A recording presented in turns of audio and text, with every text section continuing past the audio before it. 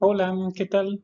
El día de hoy vamos a continuar viendo el tema de cromatografía y en esta ocasión explicaremos acerca de los detectores utilizados en HPLC. Bien, primeramente vamos a ver en qué se basa la detección de compuestos en lo que es la cromatografía. Distintos detectores se clasifican de acuerdo a que si estos están midiendo una propiedad ya sea del soluto, es decir, del analito como tal, o también pueden estar midiendo una propiedad de la fase móvil, es decir, de la disolución. Entonces, de acuerdo a qué es lo que está midiendo el detector, lo podemos clasificar si está midiendo una propiedad del soluto o del analito o si está midiendo una propiedad de la fase móvil. Veremos algunos ejemplos en esta presentación. Bien, comenzamos con el detector, podríamos llamarle universal, aunque esto solamente haría referencia a que se utiliza ampliamente, no porque se pueda determinar cualquier analito con él. Y me refiero al detector conocido como UV visible o ultravioleta visible. Como su nombre lo indica, este detector utiliza radiación que se encuentra en ese rango, principalmente en el rango ultravioleta visible, que podemos ir desde los 200 nanómetros hasta los 800 nanómetros en el caso del espectro visible. ¿Cómo es que determina, cómo es que detecta este, esta parte del instrumento, los compuestos? Bueno, el flujo de líquido que sale de la columna, sí, acuérdense que la cromatografía como tal es un proceso de separación que se efectúa dentro de una columna. Entonces, una vez que ha ocurrido esa separación en la columna, el líquido que sale de ella pasa a través de una pequeña celda de un volumen muy pequeño, entre 1 y 10 microlitros. Esto minimiza como tal el ensanchamiento de banda, es decir, de los picos, me impide que sean picos muy anchos, lo cual favorece la resolución de un cromatograma. Vamos a ver esto en posteriores sesiones. La medida de la absorbancia del líquido que la atraviesa en función del tiempo es lo que constituye como tal un cromatograma. Si ustedes recuerdan un ejemplo de cromatograma que les he mostrado en sesiones anteriores, son picos, ¿ok? Entonces estos picos no es otra cosa más que la respuesta del detector, en este caso UV visible, esa respuesta que está determinando como tal la absorción de luz de los compuestos que están saliendo de la columna. Es así como se forman esos picos que no me representan como tal a un compuesto dentro de mi muestra que estoy intentando separar. Ahora, dentro de estos detectores de UV visible, tenemos a su vez tres clasificaciones, el cual puede ser de filtro, de barrido o de arreglo de diodos. En el caso del detector UV visible de filtro, bueno, es el detector de absorción ultravioleta más sencillo, ya que emplea una lámpara de mercurio como una fuente y una serie de filtros para aislar la línea intensa a 250 nanómetros, con la que se mide la absorbancia. ¿Qué limitante tenemos acá? Bueno, que si yo quiero modificar la longitud de onda, tengo que variar el filtro que esté utilizando para poder seleccionar la longitud que a mí me interese. También tenemos el de barrido, el cual permite realizar un análisis seleccionando una o varias longitudes de onda simultáneamente en una determinada región de interés y el que representa una herramienta muy poderosa en términos analíticos es el conocido como arreglo de diodos. Este arreglo de diodos lo que me permite obtener es un cromatograma tridimensional. De hecho, vamos a ver en una figurita más adelante. Ese cromatograma tridimensional se forma debido a que yo le indico al equipo como tal, al cromatógrafo, qué longitud de onda es la que quiero que escanee o que haga un barrido como tal. Entonces puede ser un barrido desde los 200 nanómetros hasta los 800 nanómetros en caso de contar con la lámpara visible, y me va a ir graficando como tal la absorción de luz que tiene determinado compuesto en función a la longitud de onda. Entonces esto es muy valioso en la cromatografía debido a que obtenemos el espectro de absorción de ese compuesto, y dicho espectro me apoya la mayoría de las veces en identificar o en caracterizar de qué compuesto se trata. En la figura que observamos aquí en la diapositiva del lado izquierdo es un ejemplo de cómo obtendríamos un cromatograma mediante el detector de arreglo de diodos. En esta diapositiva podemos observar de una forma más clara dicha representación de los cromatogramas mediante el detector de arreglo de diodos. En la figura izquierda superior, observamos un claro ejemplo de un cromatograma en el cual diversos picos que me representan a cada compuesto que se encuentra separado de mi muestra. Y en la en la gráfica de abajo, ¿qué es lo que observamos? Bueno, unas manchas rojas, verdes, ¿sí? Con tonalidades azules, las cuales me representan como tal la absorción de luz que tiene cada uno de esos compuestos en relación a la longitud de onda. Aquí tenemos la longitud de onda que va variando en este ejemplo, desde 200 hasta 500 nanómetros, y podemos observar de una forma más clara en la figura de abajo cómo es que están representados estos cromatogramas, ¿sí? Aquí tenemos como tal el tiempo de retención, o es decir, el tiempo que tarda un compuesto en el huir de de la columna y llegar al detector. Este se mide normalmente en minutos, y cada uno de estos picos, es decir, de las señales del cromatograma, yo voy a indicarle al cromatógrafo que me realice un escaneo como tal. Esto solamente lo puedo lograr si tengo un detector de arreglo de diodos. Entonces, si pudiéramos girar perfectamente este gráfico, bueno, observaríamos que en cada uno de los compuestos, es decir, en cada uno de los picos, me estaría indicando sus zonas de máxima absorción y de menor absorción de la longitud de onda de determinada longitud de onda, perdón. Entonces es muy útil tanto para cuantificar como para identificar o caracterizar un compuesto que en determinado momento nosotros no sabemos de cuál se trata. Aquí en la figura superior derecha, lo que observamos es otro cromatograma obtenido mediante arreglo de diodos, y en el cual, gracias a estos espectros de absorción que se obtienen de cada uno de ellos, es que facilita, por medio de librerías o de bases de datos, comparar las zonas de máxima absorción y de mínima absorción para saber de qué compuesto químico estamos hablando. Otro detector que es muy utilizado en la cromatografía de líquidos es el detector de fluorescencia. Como su nombre nos lo indica, este detector va a estar o se va a poder utilizar para algunos solutos que van a ser capaces de emitir fluorescencia, o de aquellos que no tengan por naturaleza fluorescencia, pero que por medio de un tratamiento químico adecuado pueda generarse dicha fluorescencia. Ese tratamiento adecuado o tratamiento químico se denomina derivatización. Entonces, hay en ocasiones en las que se tiene que derivatizar una muestra para poder ser leída por medio de un detector particular.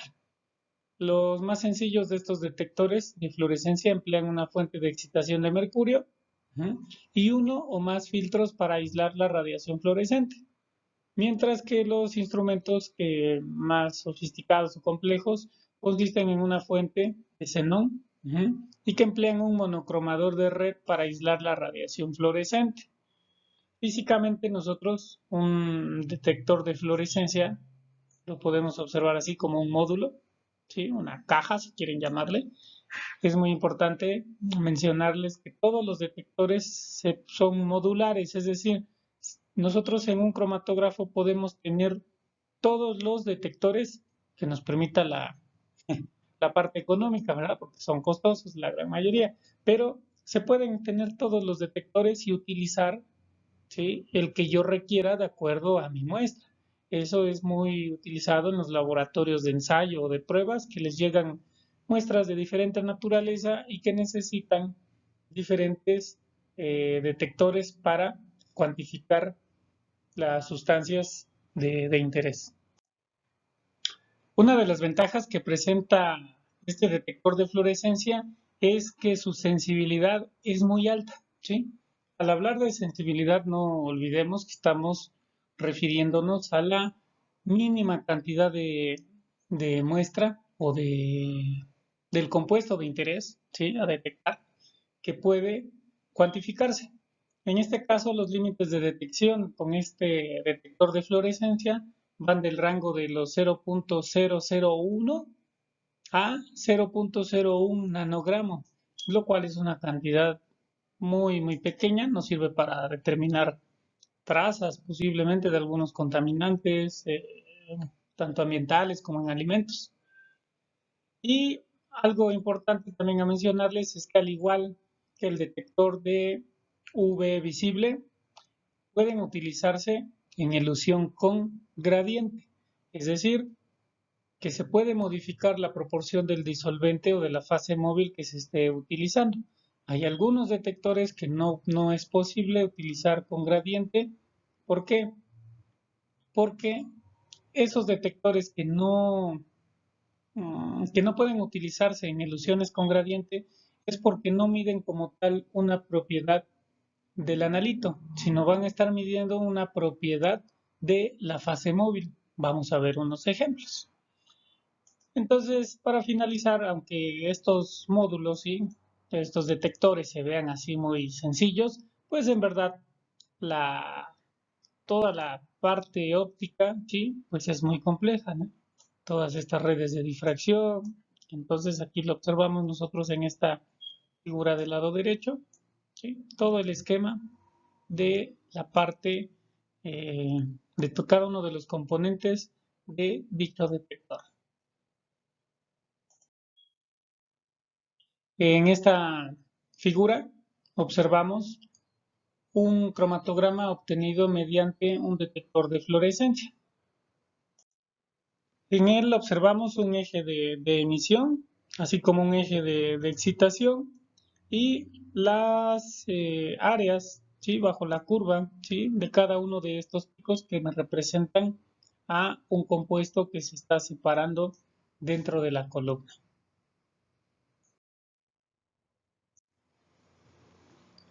Otro detector que se utiliza ampliamente en la cromatografía es el conocido como detector de índice de refracción.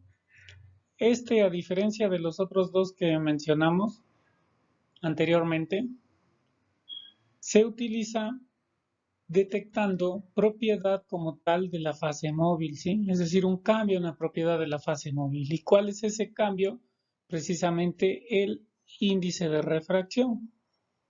¿Para qué se utiliza este detector o en qué ocasiones es que se utiliza? Bueno, para aquellos componentes, ¿sí?, químicos que no lleguen a tener cromóforos que absorban en el ultravioleta. Uh-huh.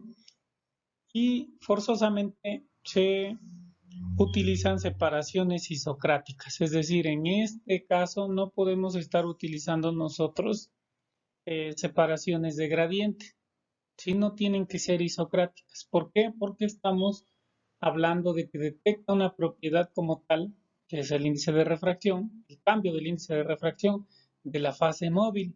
Entonces, si nosotros hacemos un gradiente, vamos a estar cambiando la fase móvil como tal, la propiedad de cada una de ellas es distinta y entonces el detector me va a estar registrando cada uno de esos cambios y no voy a poder detectar la muestra o el analito de interés. Uh-huh. En este caso, como ya les mencioné, sacar la diapositiva, miden una propiedad de la disolución. como es la variación en el índice de refracción, a consecuencia de que, bueno, que en algún momento dado la separación dentro de la columna va a diluir la fase móvil junto con los analitos. Entonces, la presencia de esos solutos me van a modificar el índice de refracción de la fase móvil.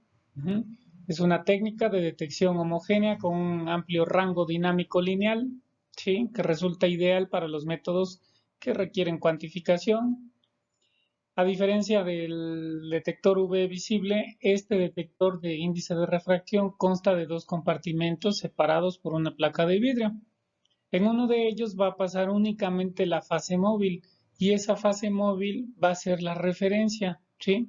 Y por el otro va a pasar la fase móvil que abandona la columna y que en determinado momento va a contener la muestra.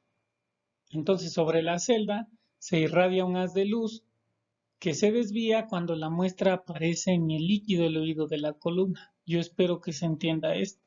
Entonces, el índice de refracción de la fase móvil va a ser constante hasta que tenga la presencia de esa fase móvil que proviene de la columna, hasta que tenga la presencia de compuestos, ¿sí?, que se están separando. Entonces, esos compuestos van a modificar como tal el índice de refracción y ese cambio en el índice de refracción es lo que este detector me ayuda para registrar la presencia de un determinado compuesto.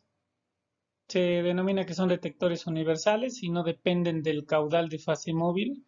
Sin embargo, como ya habíamos mencionado, no pueden emplearse en ilusión con gradiente.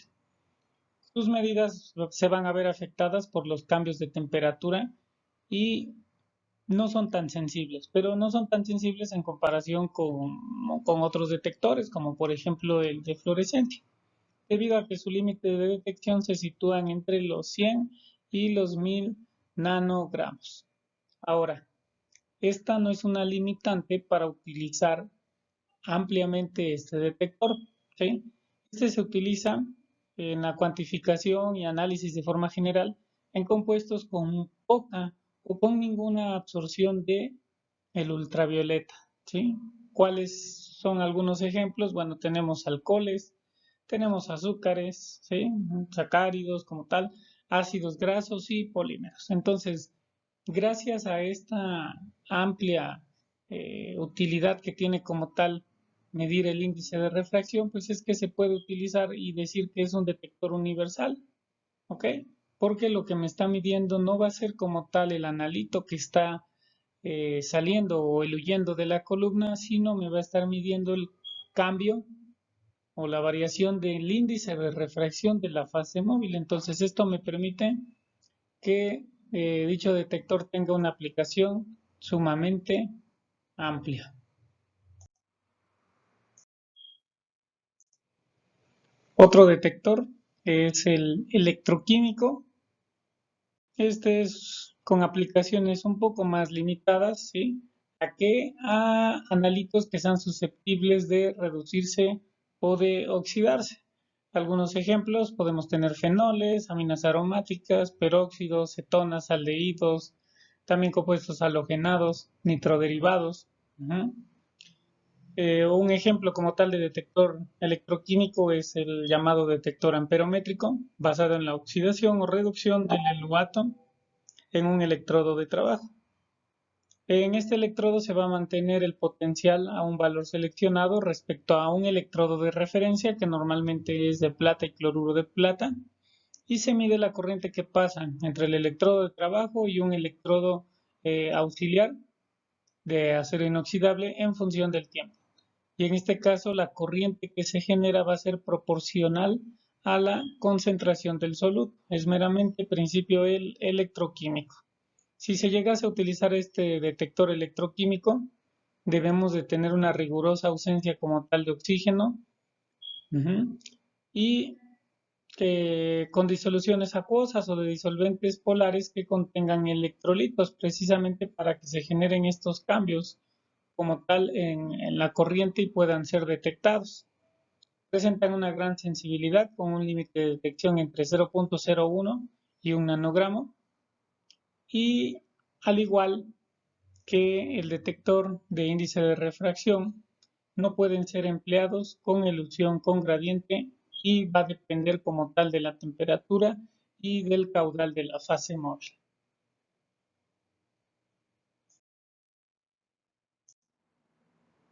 Finalmente vamos a mencionar de forma muy breve lo que es un detector denominado espectrómetro de masas. Es importante mencionar que como tal este espectrómetro de masas es un equipo por sí solo, ¿sí? Es una herramienta analítica muy poderosa que me va a permitir elucidar estructuras químicas, ¿sí?, de compuestos que evidentemente en su momento sean desconocidos para nosotros. Lo que este espectrómetro de masas realiza es que fragmenta cada una de las moléculas que ingresan a él, ¿sí?, por diferentes mecanismos, los cuales no profundizaré en él, porque es otro tema de estudio como tal, pero fragmenta en determinados enlaces químicos y de tal manera que se generan fragmentos moleculares de diferentes pesos moleculares. ¿Ok? Entonces, gracias a estos fragmentos moleculares es que se puede hacer una elucidación. Llamémoslo así, que es como si obtuviéramos un rompecabezas de una molécula. ¿Ok? Y con ese rompecabezas, evidentemente, me da las piezas individuales que conforman a la molécula total. Entonces, me ayuda totalmente en elucidar, ¿sí? Es decir, en conocer como tal la fórmula de una molécula que, como les mencionaba, en algún momento para nosotros pues va a ser desconocida, ¿verdad? Entonces, existe la posibilidad de un acoplamiento, ¿sí? Es como tal una técnica híbrida, se le llama esta, de tener un cromatógrafo de líquidos acoplado a masas, así se le denomina. De hecho, las siglas en inglés es LC-MS. Así lo van a encontrar en la literatura. Liquid Chromatography-MS, haciendo referencia a Mass Spectrum, espectrometría de masas.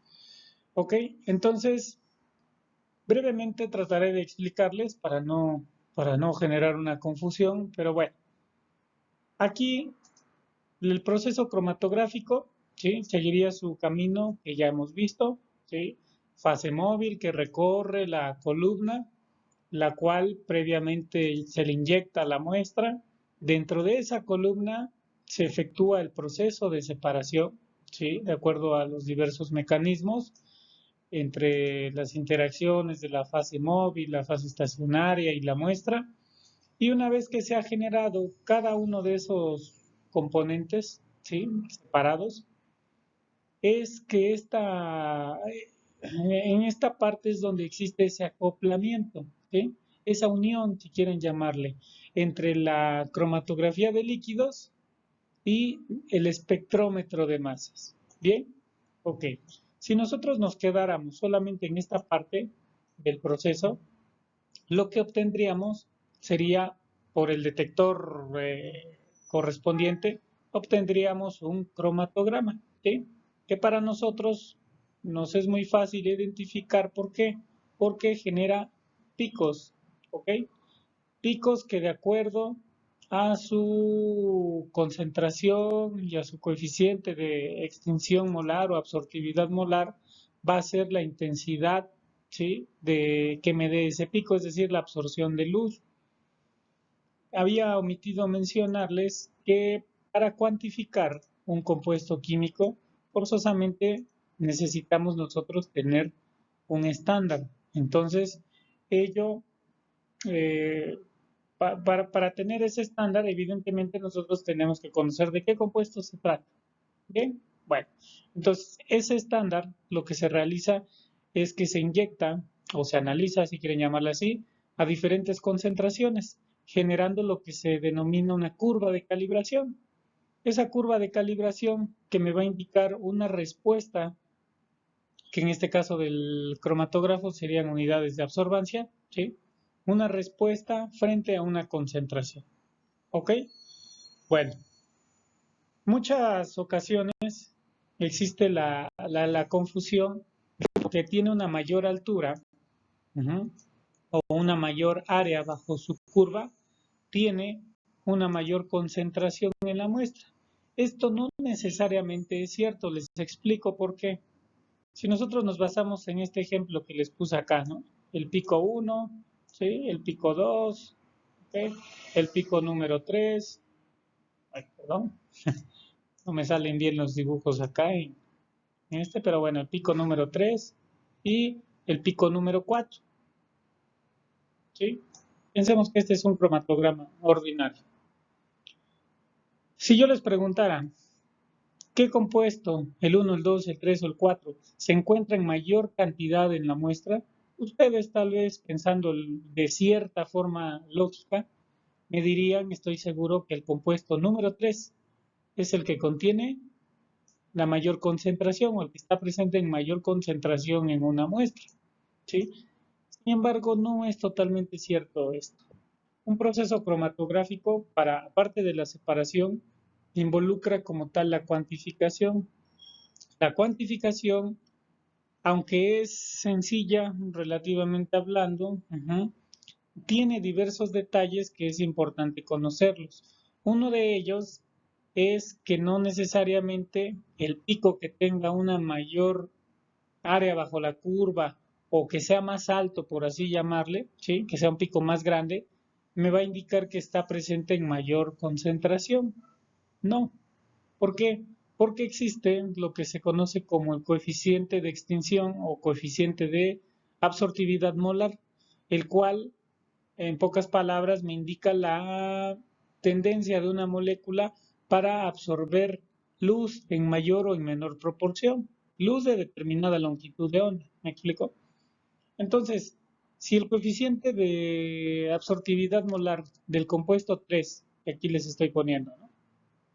Si su coeficiente de extinción es muy alto, lo que me está indicando es que ese compuesto 3 absorbe luz con mucha facilidad, ¿sí? O absorbe una gran cantidad de luz.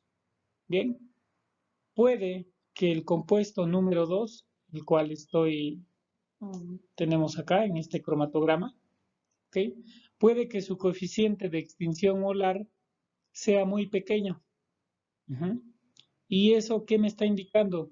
Que ese compuesto, el compuesto número 2, absorbe poca cantidad de luz, sin importar en la concentración que se encuentre ese compuesto en la muestra.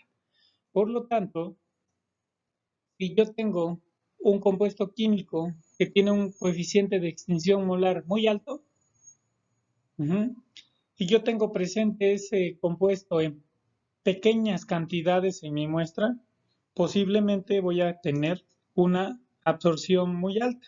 Es decir, voy a tener un pico con una intensidad muy alta, pero no necesariamente me está indicando que está en mayor concentración en la muestra, sino que posiblemente el coeficiente de absortividad molar, por ser tan alto, me indica que pequeñas cantidades me están absorbiendo mucha cantidad de luz.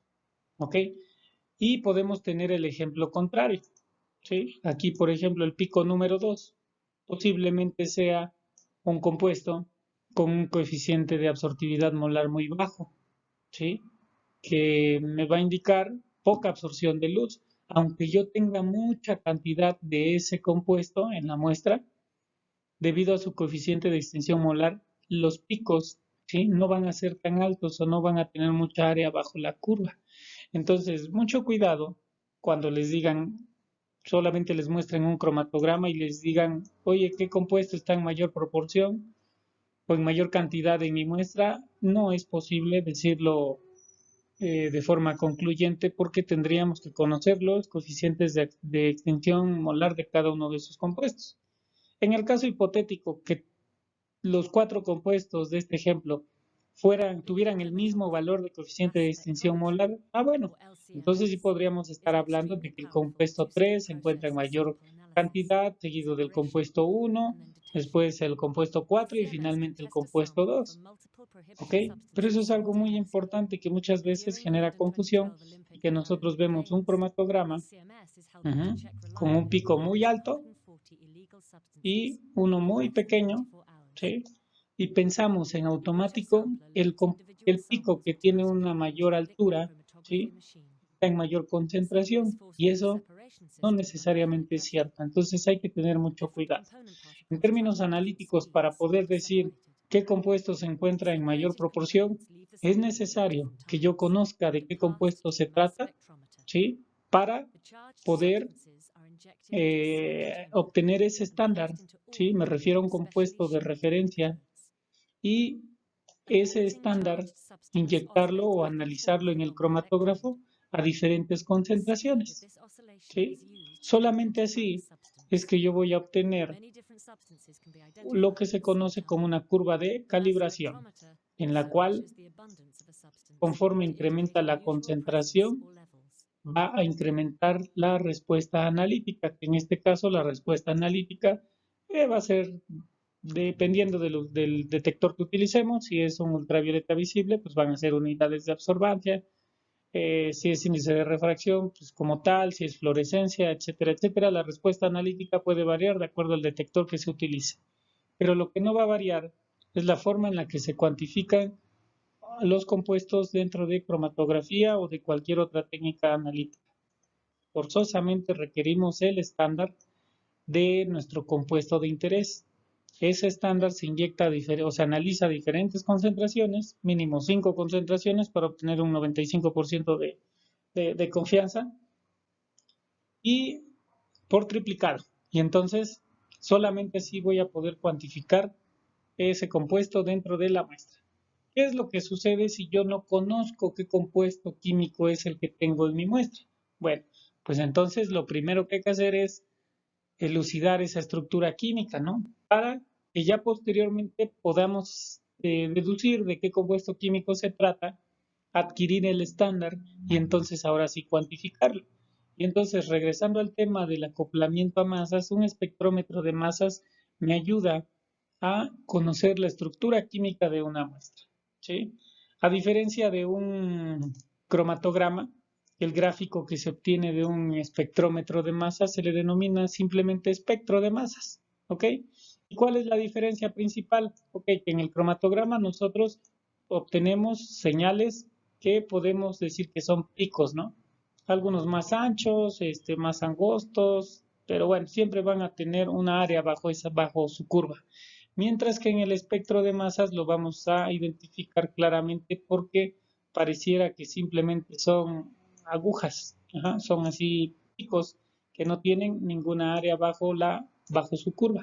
En este caso, aquí se muestra un espectro de masas y cada una de estas señales, ¿sí? De estos picos o agujas, como quieran llamarle, van a tener un número, que ese número no va a ser el tiempo de migración, sino como tal ese número me va a estar indicando el peso molecular de ese fragmento.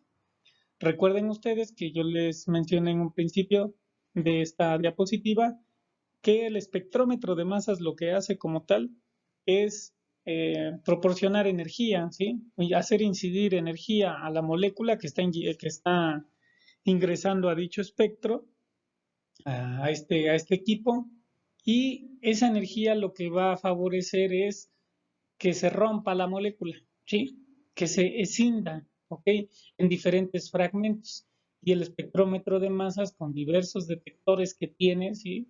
Va a poder brindarnos el peso molecular de cada uno de esos fragmentos. Entonces, ya con esta información, evidentemente hay algunas librerías o bases de datos o con la experiencia que tengan la habilidad como tal técnica para ver qué fragmentos moleculares son los que me están representando en el espectro de masas, ¿sí? Que obtengo. Y entonces lo que les decía es como un rompecabezas. ¿Sí? Podemos decir, tengo un fragmento de 78, tengo uno de 23, tengo uno de tal. Entonces este corresponde a un grupo aromático, este corresponde a un grupo metilo, a un carbonilo, y de esa forma se va generando como tal la propuesta para elucidar la estructura química. Esta técnica híbrida, como les mencioné, que se denomina, es de las herramientas más poderosas de química analítica. ¿Ok? Prácticamente podemos elucidar todas las estructuras por medio de cromatografía acoplada a masas. En su momento veremos que no siempre va a ser cromatografía de líquidos, sino puede ser también una cromatografía de gases. ¿Sí? Una cromatografía de gases acoplada a masas. Con esta técnica nosotros separamos los componentes y cada uno de esos componentes, el espectro de masas me ayuda a identificar con certeza de qué compuesto es que se trata. Bueno, espero no haberlos confundido con este tema que es por naturaleza otro tema de estudio, ¿sí? La espectrometría de masas. Más adelante veremos tal vez algún video de esta espectrometría de masas, pero bueno, era importante mencionarlo acá. ¿Por qué? Porque podemos definirlo también como un detector, ¿sí? Que se encuentra o que es viable utilizarlo acoplado a un cromatógrafo de líquidos. Entonces, para finalizar esta presentación, tuve de esta industria farmacéutica, ¿sí? GSK como tal, un video, ¿sí? Dando créditos totalmente a ellos de este video, el cual es una animación del sistema de cromatografía de líquidos acoplado a masas. Entonces vamos a verlo. Liquid chromatography, mass spectrometry, or LCMS, is an extremely powerful two-step process of sample analysis, separation, and then detection. LCMS can test a sample for multiple prohibited substances simultaneously. And during the London 2012 Olympic and Paralympic Games, LCMS is helping to check reliably for over 240 illegal substances in less than 24 hours. The autosampler loads individual samples automatically into the liquid chromatography machine. The sample is forced through a separation system under high pressure. Entonces ahí nos indica que dentro de la columna se efectúa la separación, de la cual ya hemos hablado, y por medio de un tubo, si quieren llamarlo así, es que existe esa unión, ¿sí? Ese acoplamiento entre el cromatógrafo y el espectrómetro de masas. Dentro de este espectrómetro de masas empieza a haber una aceleración, de acuerdo a si hay cuadrupolos. Es un tema que veremos a detalle más adelante, pero lo que me ayuda es a generar como tal fragmentos moleculares con diferentes masas. ¿Sí?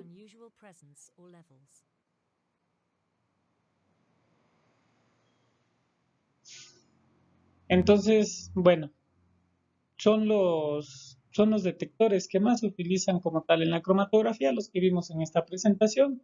Hacemos un resumen: el de ultravioleta visible, el de fluorescencia, el de índice de refracción, también el electroquímico y el espectrómetro de masas como tal, que es un acoplamiento, sí, que es una técnica híbrida entre la cromatografía y la espectrometría de masas. ¿Cuál es el ideal? Pues en verdad es que no existe. Eso dependerá de la muestra que ustedes necesiten analizar, de los procesos en los cuales se encuentren en la industria realizando o en investigación. Como les mencioné, la única limitante para actualmente en los sistemas modernos de cromatografía, pues viene siendo los recursos económicos, ¿verdad? Porque podemos tener todos los módulos, es decir, todos los detectores en un mismo cromatógrafo y solamente ir utilizando el detector que me interese o que me sea útil para determinado análisis, ¿no? Si voy a analizar azúcares, como ya vimos, el principal pues viene siendo el de índice de refracción. Si yo quiero identificar o cuantificar algún compuesto que se oxide o que se reduzca, puedo hacer uso de un detector electroquímico como tal. Si lo tengo en cantidades extremadamente pequeñas o mi muestra emite como tal fluorescencia, pues entonces utilizo el detector de fluorescencia. Si tiene cromóforos, ¿sí?, que generen absorción en la zona del ultravioleta o del visible, pues entonces no me complico y puedo utilizar el detector UV visible. Y si desconozco qué compuestos químicos son los que yo tengo presentes en mi muestra, entonces es cuando hacemos uso del sistema de líquidos acoplado a masas, ¿sí? Porque me va a permitir elucidar las estructuras químicas para posteriormente hacer una cuantificación. Entonces, espero les haya servido de algo esta presentación y nos seguiremos escuchando en otros temas de cromatografía, como lo son la resolución y como tal la interpretación de los cromatogramas. Que estén muy bien. Hasta luego.